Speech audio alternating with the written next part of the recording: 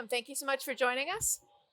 I'm Jennifer Strong. I'm a journalist. I cover the intersection of tech and society. And, we've been kind of calling this backstage AI for the real world. But yes, we're looking at how autonomous tech is going to reshape operations. And I think we should probably start just by going down the line here, do some introductions. Sure. Hi, as you can tell, I'm not David Liu. I'm Lauren Kwan. I'm here representing Plus. Plus is a Silicon Valley-based autonomous driving software company that is working to deploy safe and scalable factory-built driverless trucks. We work with OEM partners, including Traton Group, which covers the Scania, MAN, and International brands. International used to be known as Navistar, for those of you who are in the trucking space, and also Hyundai and Iveco. And with them, we are looking to launch driverless trucks in 2027, starting in Texas, and from there go global. And actually, just this morning, we announced we are expanding into Japan as well with a company called Tier 4, who's already got partnerships with the Japanese government, as well as truck makers there, including Mitsubishi Fuso, as well as Isuzu. I am Sankalp, co-founder CEO at Gather AI. We say what our name does, we do what our name says, which is gathering data using AI. Especially in warehouses and distribution centers. We have flying drones in warehouses as well as cameras on forklifts, continuously digitizing workflows and providing inventory visibility 15 times faster than people. At the same time, in some cases, increasing on-time order fulfillment by about 2% per facility, which is, with its thin margin business, means massive things to these operators. Hi, I'm Alex Israel. I'm the CEO and co-founder of Metropolis. Kind of kicking this off, that's exactly how we describe Metropolis. We describe Metropolis as an artificial intelligence company for the real world. So at our core, we're building a next generation payments platform that enables people to seamlessly pay. So think about checkout free commerce, think about organizations like Amazon Go, but extending that to mobility. So at this point, we operate in over 4,600 locations across the United States and $5 billion of payments volume to facilitate seamless commerce, starting with the first vertical being parking. So if you enter any Metropolis-enabled facility anywhere across the globe, you pull in, you get a text message when you arrive, and you're seamlessly charged. So we've built our entire platform on the back of a neural network to enable seamless transactions via computer vision. Great, thank you. Ossa Fisher, president of Aurora Innovation. I will build on this theme of AI for the real world, or what we like to call physical AI. Aurora is focused on self-driving technology, starting with trucking. We have over 2.5 million miles in autonomous driving underway already, and are set our commercial launch for this spring. Some of our largest partners include NVIDIA, Volvo, FedEx, Uber Freight, and I'm just delighted to be here for this conversation. Thank you. All right, so everybody just told you a little bit about what they do. Let's talk about why you do this and why it is you are using, AI applying it to the real world. A little bit about how, like what problem you're trying to solve. Yeah, I think I'll start with, in terms of trucking side, I think all of us who are consumers often expect our goods to arrive within 2 hours, if not the same day. A lot of us do not know what actually goes behind the scenes in terms of the engine that really drives all of that to happen, which is the trucking industry.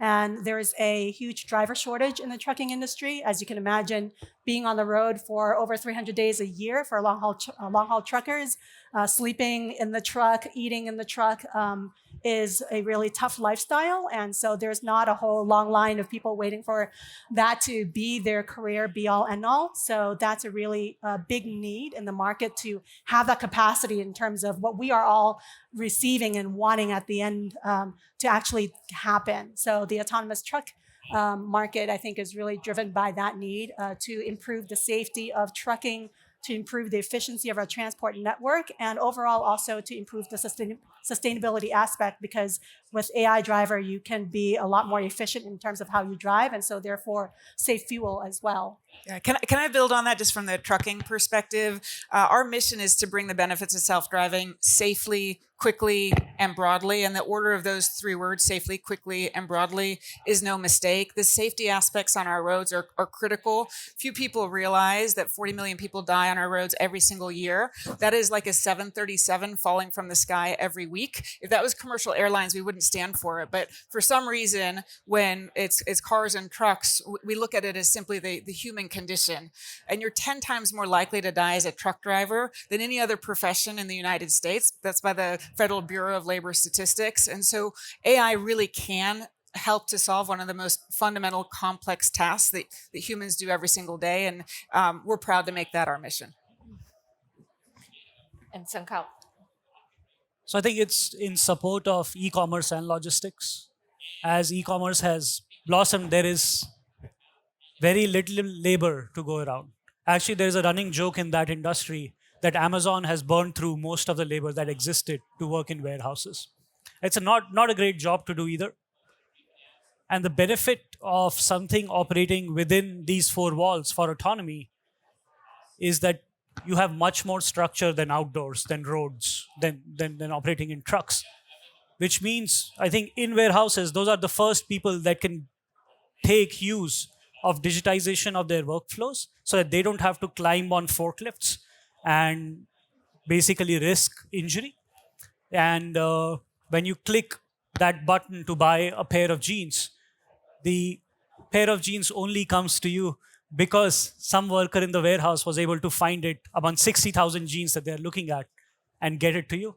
We just facilitate that process through digitization. So people are not just running around in a warehouse trying to find your things, trying to fulfill the clicks we make. Alex, last but not least here, and a little context from you too on not just the problem you're trying to solve, but how your approach is a little bit different from the way this is done typically would help, I think. Sorry, what was that last part? A little context too for the way in which this is different from existing systems.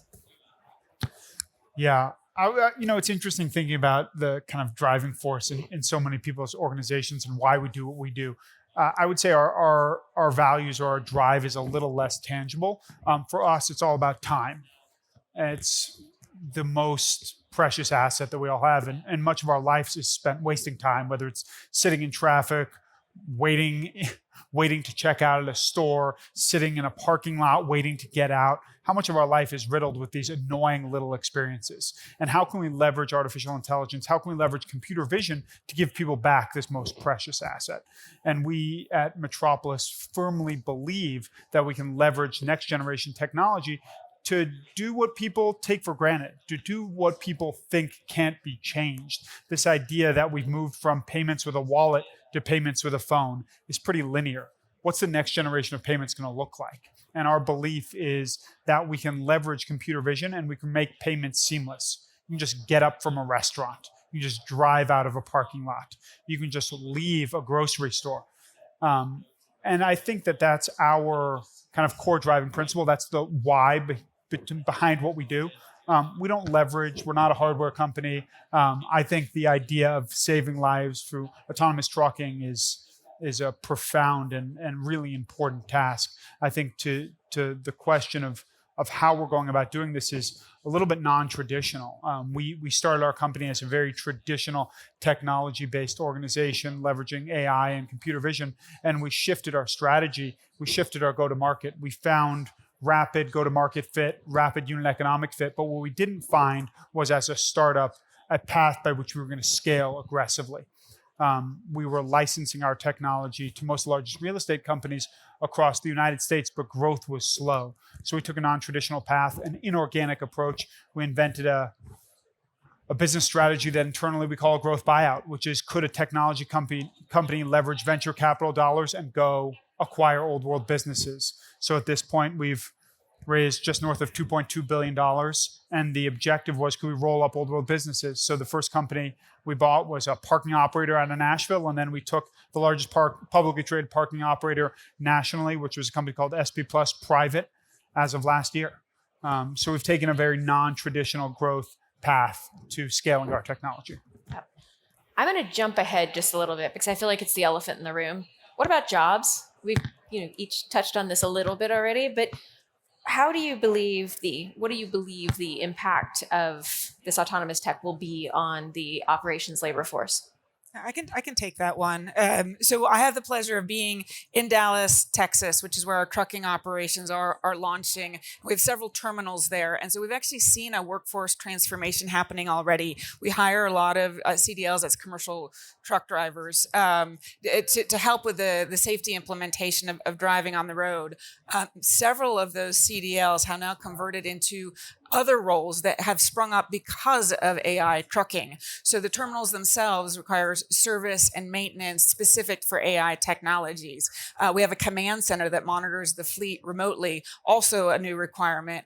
And we're seeing tremendous interest even from our local high schools on the I-45 corridor, and they're thinking of reshaping their classrooms so that when you do graduate from high school, there are jobs waiting for you in the AI sector as well. So we see this as a gradual transition that will actually up-level and upskill anyone who's interested in doing so. Anybody else want to jump in? Yeah, let me also add, I think on the trucking side too, I think we also often get asked, are we trying to replace truck drivers? The absolute answer is no, we're not, because there are just not enough. And so what we're trying to do is use autonomous trucks to supplement what we need in terms of filling the capacity in terms of on the transport network side. So I think there is a lot of trucking that still needs to happen in local and regional routes. So the idea is to really bring those, hard to fill jobs, really tough jobs of doing long haul trucking, and bring those truckers closer to home so that they can be home, because that is the number one driver in terms of when we talk to drivers about why they don't want to do it anymore. It's because they want to be close to their families. They don't want to be missing all those life moments that are important to them. Basically, doing those jobs and freeing up people to be more creative. I firmly believe that people should be writing poems and essays and doing research rather than doing these hard jobs. And it seems like somehow we have started in the inverse fashion in this AI space. So I hope we contribute to the physical side a bit more. That is a definition, actually, that's fairly hard when we talk about automating away all tasks of economic value. It's like, what about automating away the tasks we don't want to do? Right. Instead of the things that give us meaning and purpose. I don't know. I have a slightly differing approach or differing sentiment. Look, on one side, I have 23,000 employees, and they are the lifeblood of our organization. And without them, we would get nothing done. But I think about the AI revolution or evolution in the context of every other industrial revolution, and I think this is a complete break. I think that I was trying to think of my head of comms and what he wouldn't want me to say on stage. And look, I'll say, without saying a expletive, I'll take a Yiddish blunder and say, I think we're gefucked. I think we're in trouble. I think that with every other industrial revolution across history, what you do is you have a repurposing of low-skilled labor. And you've had a repurposing of that low-skilled labor retrained and adapted to new jobs, new tasks. I think with this industrial revolution, with the revolution of artificial intelligence, generative AI, what you're seeing is a repurposing of skilled labor. That's something wholeheartedly different that we've never seen before. I don't know what happens when you look at a partner at a law firm that's been a lawyer for 30 years and say you no longer have a job. You take a creative director and they've been a creative director at a technology company for 25 years and they no longer have a job. That labor is not easily repurposed, and I think it is going to reverberate. I don't know when that's going to come. I don't know where we are on the timeline. Do I think it's tomorrow? No, but I think it's going to hit, and I think it's going to hit hard. Yeah, I feel like it's hitting my industry of journalism already quite hard, though it didn't start there. Ossa, across this landscape, people use simulation all the time. Yes. How are you using simulation? Yeah, thanks for asking. So, AI models that fundamentally need to be fed with a lot of data, and we have the tremendous on-road user data for how humans typically navigate the road and how truckers typically navigate the road. We then test that on a test track for the more extreme scenarios that wouldn't be safe on a public road. And then we also, as I mentioned, have 2.5 million miles on public roads, making sure that those models are acting accordingly. But before we actually put it on the road, there's this middle step, the digital twin, which is simulation, which is where we make sure that the AI is working in alignment with our expectations. And this is particularly critical in safety critical industries. Hallucinating when you're writing a recipe, for example, and you accidentally put white glue instead of mozzarella, a human will catch that before it actually makes its way into the food. But with physical AI, it goes all the way. It's basically cooking the meal for you. So we're doing a lot more than just generating maps and directions and instructions. We're physically driving on the road. And that's where simulation is critical. We have billions and billions of tests in simulation to make sure we're not making mistakes and that we're course correcting where we might otherwise sort of run a stop sign, et cetera. And Lauren, how do you see autonomous trucks impacting freight? Just because you're already out there. Yeah, so I think, overall, it's really improving the efficiency side of things at the very, very basic level. I think if you look at the operations of trucks, there is a lot that needs to be done. And what we want to be able to do is supplement, again, that long haul portion from hub to hub. And that's the part that we're focused on. In terms of overall, right now, if you look at driving a truck, they are limited by, with drivers, 11 hours of driving, 14-hour workday. And with autonomous trucks, they can basically be on the road 24/7. And you take a truck that is utilized, they drive about 100,000 miles a year, and you can basically double that, right? If not a bit more. And so that's why for the fleet, that utilization of the truck is really important. And so by making it autonomous, it can really do a whole lot for them. Yeah, I think it might help to unpack a little bit more to exactly how this works, that your software gets put into lots of different types of systems right now, and it's different from the model that a lot of us might be thinking of. Right. So I think in the autonomous trucking space, there are a number of different players, and everyone has different business models. Ours in particular, especially relative to Aurora's, we are a technology provider. So we are enablers by actually taking our software. We license that to truck makers, to tier ones who are integrating and building these trucks. And so we do not operate our own carrier service. Our partnership model is to take our technology, enable these OEMs to build their trucks and have our software be integrated at the factory level, which is why when we talk about factory built trucks, that's really important, because when you're putting out a driverless truck on the road, this is not something that you want to be retrofitted. This is something, if you want the most safe and reliable vehicle on the road, it has to be integrated at the factory level. And that's our fundamental belief. And as software engineers and AI scientists, we believe our core strength is really in the software side, not to run a fleet, and so that's been our focus the entire time. Yeah, Sankalp, autonomy and robotics, they've been set to revolutionize, operations for decades, right? We talked about it for a really long time, but what is different, do you think, now about the moment we're in? Also, I think it's the same way how they were all this time. They were voice assistants. And voice assistants used to be pretty dumb. And suddenly with Gen AI, you have voice assistants that actually sometimes is hard to tell whether it's a person. They pass the Turing test.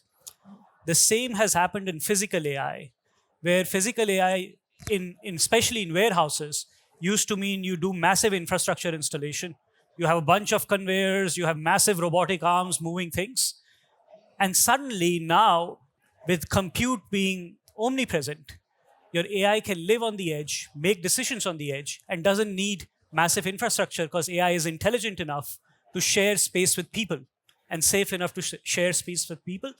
So brownfield installations and brownfield facilities can now leverage AI in some sense in a much more agile fashion than greenfield facilities that used to build ground up around AI. Just because it's a plug and play game now.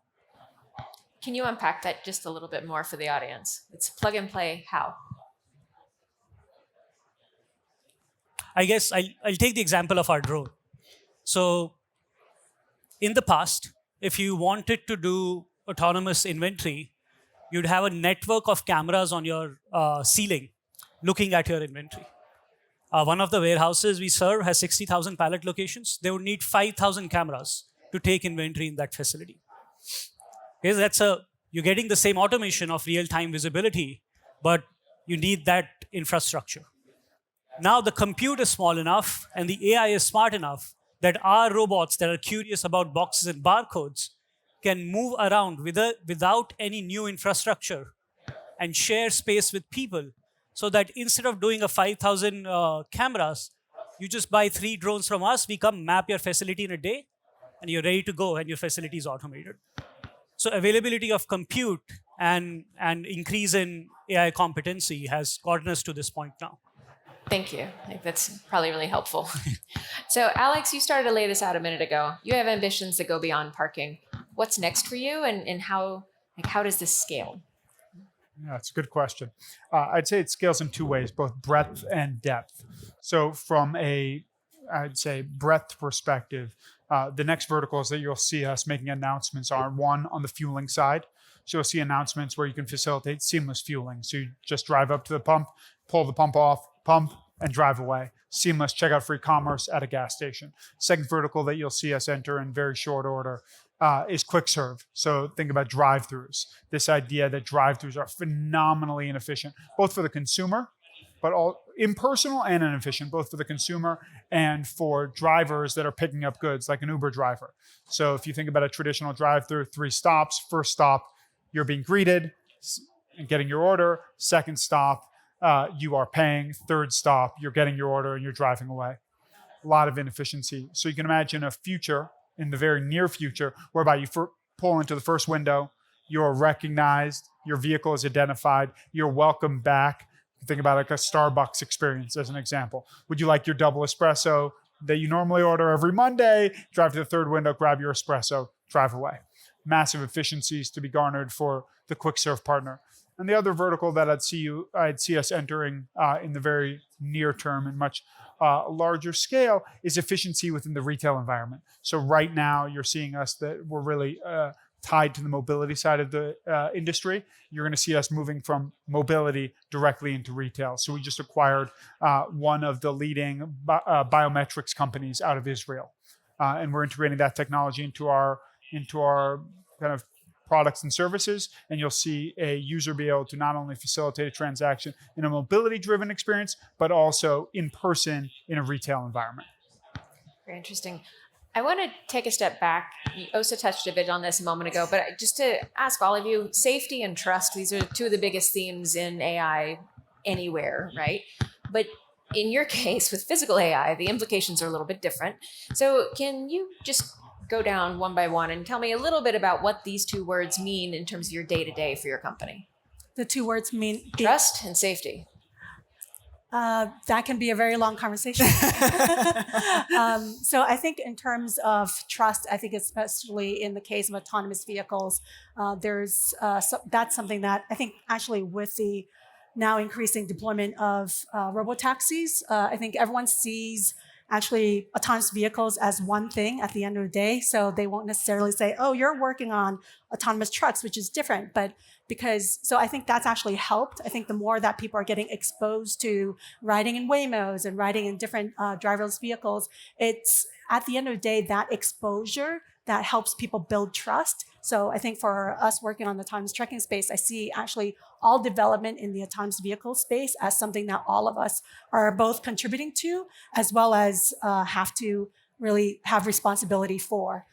So that's why the safety aspect, I think, is really critical, because from the way that we design, develop, and deploy our technology, all of that is bound by a very tight safety case framework that we have to make sure that we are at every layer of it, including building the evidence and the data that supports all of that, is going to be ready before we actually put driverless trucks on the road. So Our trucks still have a safety driver in them, but over time, as we prove the safety case, then we will take the driver out, but not before that. Yeah, and I'd love to add to that, just given that we're in the same space. So we also have a safety case that's on our website. It's modeled after the commercial airline industry and many other safety critical industries. What I'll add is, in the spirit of AI, we have what we've coined verifiable AI, and this is to ensure alignment, as I mentioned previously. And I think one of the best real world examples are stop signs. I have a 16-year-old at home. I know very well that humans often, with the best of intentions, roll stop signs. And so if you take our AI model and it's fed by human-driven data, you could see a world where even with the best of intentions, our trucks would roll stop signs. Not only is that against the law, it would be breaking the law, but it also doesn't necessarily build trust with regulators. That sometimes we do, sometimes we don't, just like a human. And so what we have injected into our AI models are some rules of the road, so that we will never break a safety critical rule like that. And that helps tremendously when we're down in Austin talking with the Texas Department of Transportation, or in Washington, D.C. with FMCSA and NHTSA. They know that we've applied sort of rules on top of the generative AI models that are running beneath the system. Yeah. Either one of you want to jump in on safety and trust? I think for us, safety is essentially, and trust both, are essentially that people that work with our robots can predict what the robot can do, and the robot with the same inputs gives out the same output on a consistent basis. It's not stochastic, it doesn't hallucinate. That means at the edge, at the very core of the robot, there are safety protocols that it's not allowed to breach. And at the same time, as it is moving around in the warehouse, it is communicating its intent to the user. I think the other part of trust for us is the data we collect. Because our customers pay for the data, they don't pay for the robots, right? They care about having real-time inventory in their warehouse. The benefit of having computer vision and AI is every data point you can provide to the user has a visual behind it. And it's just not a line in an Excel sheet. As a result of it, actually earning trust becomes easier because you can show your work in some fashion.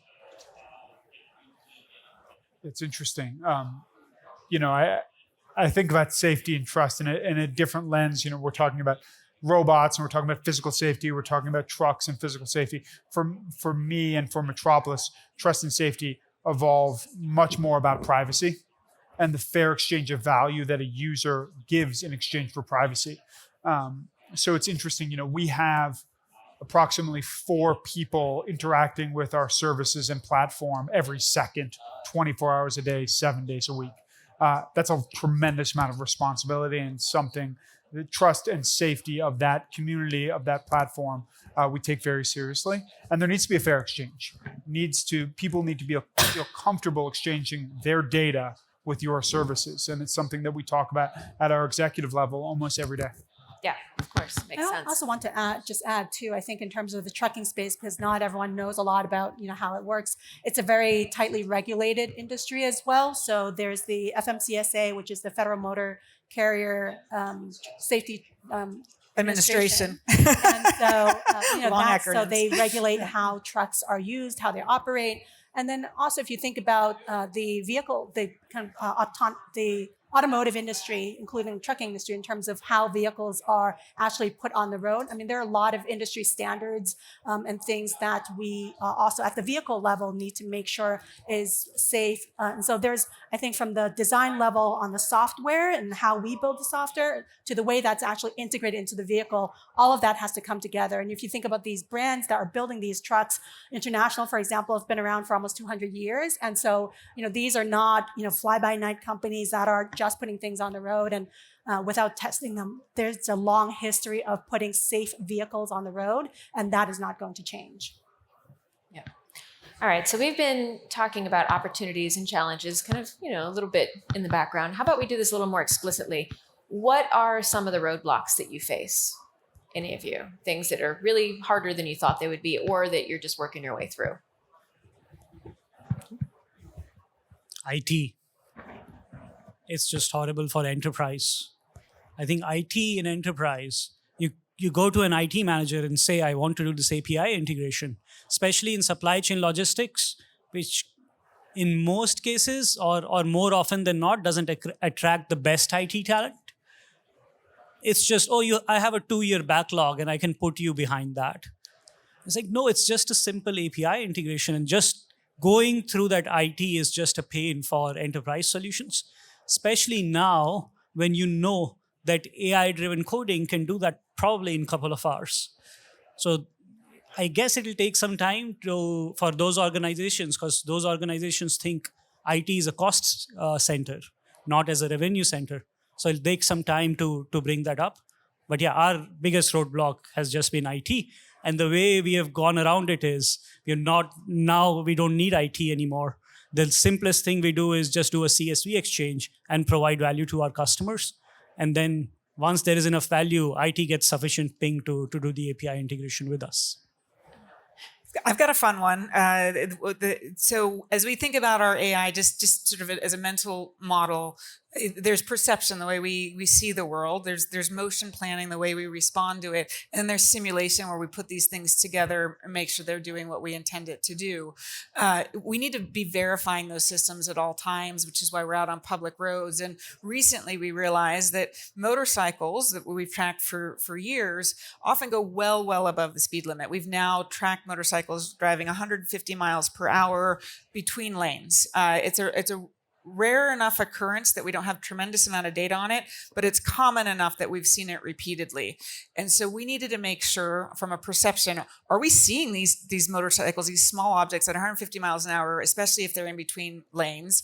2, are we responding to it correctly? And then when we simulate it, is it consistent? And so we thought for a long time on how do you actually figure this out. We ended up hiring a stunt driver and took them out to our test track in Pittsburgh, and they started at 10 miles an hour, 20, 30, 40, 50, got up to 150 miles per hour, so that we could in fact verify in the real world that yes, we were seeing it correctly, we were responding correctly, and the simulation was realistic. And so it's those kind of problems that we see all the time, but they're fun and gnarly. It's why I asked this question. Yeah, I think for us, I think in terms of as I was saying earlier, there's no shortcut to being safe and knowing that our technology on the platform is ready to go driverless. So I think the next steps in terms of the next couple of years getting to that commercial launch is really about proving that the system is able to do that. And I think in terms of, especially on a vehicle, you have to take these. So, our system is, the virtual driver is built on a large model, but in terms of what's actually in the vehicle itself, it's a smaller, think of it as a teacher, and then you have the student model that is, on the vehicle, and has to really operate at a most efficient level, because the compute that you have on the vehicle, while it's actually on the road, isn't going to be, as expansive as what you would have for the large model. So, that optimization, needs to continue to happen. And, I think there are tremendous progress that's being made. And I'm sure even over the next couple of years, there's going to be even more. So we've seen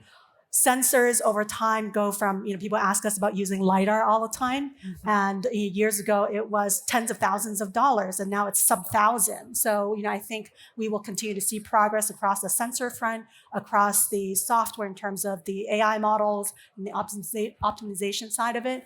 And then also the regulation. I think, we have regulation in place now that supports the commercial deployment in Texas. But I think over time, in terms of the current administration thinking about having a national framework, I think that's going to be beneficial for all of us, because instead of these state-by-state, patchwork that we have right now, having something, especially for trucks where we're driving across multiple states on the same day, that's going to be really helpful. Yeah, I would imagine. Alex, anything you want to? I mean, you kind of did earlier with the ways in which you were getting around your problems, but no, look, it's interesting. It's the greatest challenge for me as a CEO, greatest challenge for the organization. Look, I like to think about, I don't know what's not a challenge. I feel like there's so many challenges. Look, the thing that's interesting for me personally is I like to be a student of business and executives. And look, I think that I've been the CEO of a company that's 200 people for this company, 2,000 people, and now over 20,000 people. We operate in over 400 markets globally. And for us, it's really interesting. Like, now I'm very sensitive to macro trends. So, I'll give you a simple kind of depressing example. If there's a natural disaster, our employees are affected. Anywhere in the United States, they're affected. So how do we respond to that? How do we interact with their families? And how do we support them? And that's something that I'm having to spend a lot of time on. Yeah, sure. Actually, I'll stay with you for a second. I want to ask, are you staying with trends too? Are there particular trends in physical AI that you're watching as because you're looking at different sectors and industry that you're particularly interested in right now? For me, I am hyper focused on computer vision and hyper focused on how we can leverage the neural networks, whether it's hallucinations or generative AI in computer vision, and how we can actually improve the accuracy of everything from biometrics to object detection, leveraging everything from hallucinations, simulations, how you can leverage synthetic data. I strongly believe that everything from access control all the way through payment, we will leverage computer vision in the future.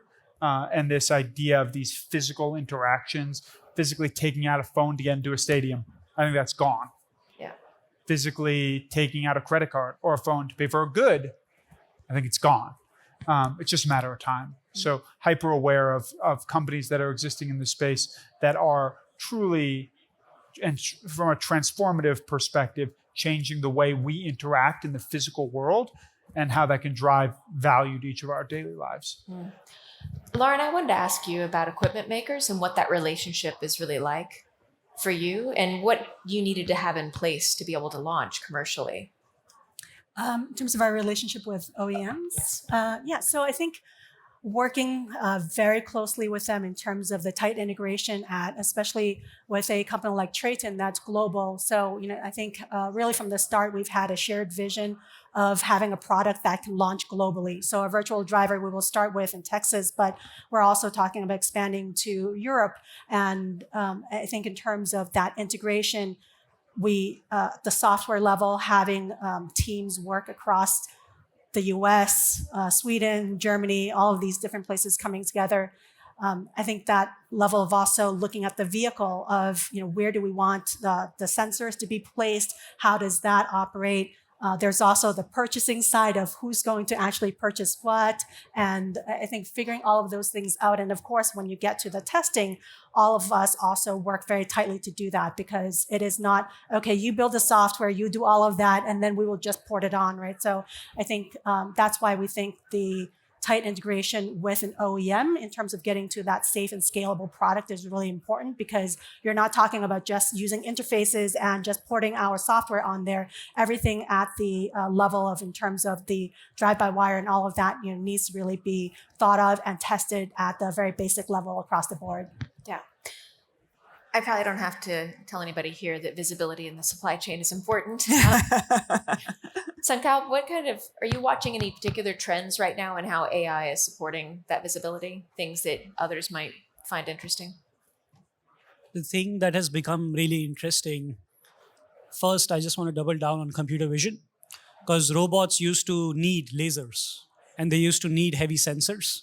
And now with cameras and compute being cheap enough, physical robots are getting cheaper and more attainable. The only reason we have flying drones in warehouses is because instead of a laser, we can put a camera on it and make them autonomous. The thing that really excites me is as all of us digitize the physical world, the next level of extracting insights from that digitization is already here. To these large language models, we don't need to ask structured questions. We can just give them a data set and say, what do you think of this? And they'll come up with some insight on it or a hallucinated insight that might look good, but it's still there. So I think I'm very excited for digitization of the physical space and how that gets fed into the data analytics pipeline that is just ready to go for that mass of data. Yeah. We are in our final 2 minutes here. So I'm going to turn this back to you. There's a million things we could talk about in our last 2 minutes, but what's something we haven't talked about yet that you were really hoping to? Anybody chime in? I think it'd be fun just to fast forward and we're back on this stage in 10 years' time. What's different? And I think a heck of a lot is different, as has just been expressed here. We probably didn't drive here on our own. And I think the questions we're asking, the themes may be the same, but but just like when the internet took over in the late 90s, early 2000s, there are business models that haven't even been invented yet that will be up on stage in a decade. And I'd actually be curious what my fellow panelists think the world might look like in 10 years from now. Look, I think it's a great question. I back to this idea of what's not a challenge. I don't know what won't be different, right? I think people, there's Amara's law that humans have a tendency to overemphasize the impact of technological advancement in the short run and underestimate it in the long run. And I think that's, as we talk about horizons of 10 years, I think the implication of AI, we're not even going to be able to conceptualize. Absolutely. I think on the autonomous vehicle side, at least, I think we are going to see the adoption increase even faster than we anticipate in some areas, but I think in other areas it will take longer. And I think it's that juxtaposition of change that I think is oftentimes, for those of us who work on it, see like, hey, it's going to happen, it needs to happen. But I think on the human side, speaking to human here, I think, there's that fear of change that happens. And I think, there's an adjustment that needs to happen. So for those of us who work on the technology, especially on the marketing side, for me, it's to really help people understand why it needs to happen. And I think there is a process versus, something that we expect will just happen overnight. It just won't. But I think with that, I think with Waymo, for example, I think over a course of 18 months or so, they were able to eclipse Lyft in terms of the ride booking numbers in San Francisco. So, the adoption rate there was much faster than, I was anticipating, but you look at that next growth curve and it's going to go like this. So, I think it's going to be both faster in some places, but also slower in some cases. All right, with that, we are out of time. Thank you, everybody.